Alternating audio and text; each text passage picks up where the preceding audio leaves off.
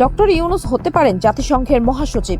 Antonio গুতেরেসের মেয়াদ আগামী 31 December শেষ হতে চলায় আন্তর্জাতিক অঙ্গনে শুরু হয়েছে পরবর্তী শীর্ষ নেতৃত্ব নির্বাচনের জোর তৎপরতা।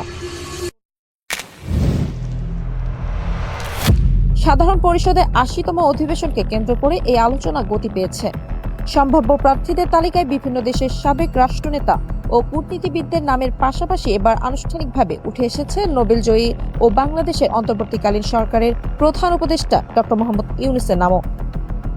আন্তর্জাতিক পরিমণ্ডলে ডক্টর মোহাম্মদ ইউনূসের ব্যাপক গ্রহণযোগ্যতা, নোবেল শান্তি পুরস্কার প্রাপ্তি এবং বৈশ্বিক উন্নয়ন ও দারিদ্র্য বিমোচনের দীর্ঘ অভিজ্ঞতা তাকে এই আলোচনার কেন্দ্রবিন্দুতে নিয়ে এসেছে। তবে এই পদের ক্ষেত্রে জাতিসংঘের অলিখিত আঞ্চলিক রোটেশন বা আবর্তন নীতি একটি বড় বিবেচ্য বিষয়। ২০০৭ থেকে ২০১৬ সাল পর্যন্ত এশিয়া অঞ্চল থেকে দক্ষিণ কোরিয়ার বান কি মুন এবং ২০১৭ সাল থেকে ইউরোপীয় অঞ্চলের প্রতিনিধি হিসেবে পর্তুগালের আন্তোনিও গুতেরেসের দায়িত্ব পালন করছেন। সেই নিয়মে এবার আফ্রিকা বা লাতিন আমেরিকা অঞ্চল থেকে পরবর্তী মহাসচিব নির্বাচিত হওয়ার সম্ভাবনা সবচেয়ে বেশি বলে মনে করছেন কূটনৈতিক বিশ্লেষকরা। যেহেতু এই পদের চূড়ান্ত মনোনয়নের জন্য জাতিসংঘের নিরাপত্তা পরিষদের ৫টি স্থায়ী সদস্য দেশের সমর্থন বাধ্যতামূলক এবং কোনো সদস্য দেশের ভেটো থাকা চলবে না, তাই ডক্টর ইউনূসের ক্ষেত্রে আন্তর্জাতিক রাজনৈতিক সমীকরণ এবং পরাশক্তিগুলোর ঐকমত্যই হবে মূল ফ্যাক্টর।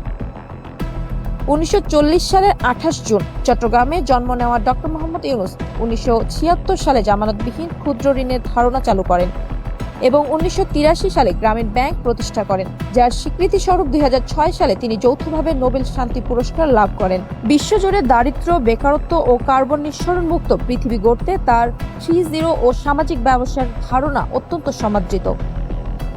পরবর্তীতে ২০২৪ সালের ৫ আগস্ট আওয়ামী লীগ সরকারের পতনের পর ৮ আগস্ট তিনি বাংলাদেশের অন্তর্বর্তীকালীন সরকারের প্রধান উপদেষ্টা হিসেবে দায়িত্ব নেন। জাতিসংঘের পরবর্তী মহাসচিব পদের এই লড়াইয়ে আঞ্চলিক ভারসাম্যের সমীকরণ এবং নিরাপত্তা পরিষদের স্থায়ী সদস্যদের সিদ্ধান্তই চূড়ান্ত ভূমিকা রাখবে। ডক্টর মোহাম্মদ ইউনূসের নাম আনুষ্ঠানিক আলোচনায় থাকা আন্তর্জাতিক পরিমণ্ডলে তার গ্রহণযোগ্যতারই প্রমাণ দেয়। তবে লাতিন আমেরিকা ও আফ্রিকার জোরালো দাবি এবং বৈশ্বিক পরাশক্তিগুলোর ঐক্যমত্যের ওপরই নির্ভর করছে আগামী ১ জানুয়ারি ২০২৭ থেকে জাতিসংঘের শীর্ষ পদে কে বসছেন।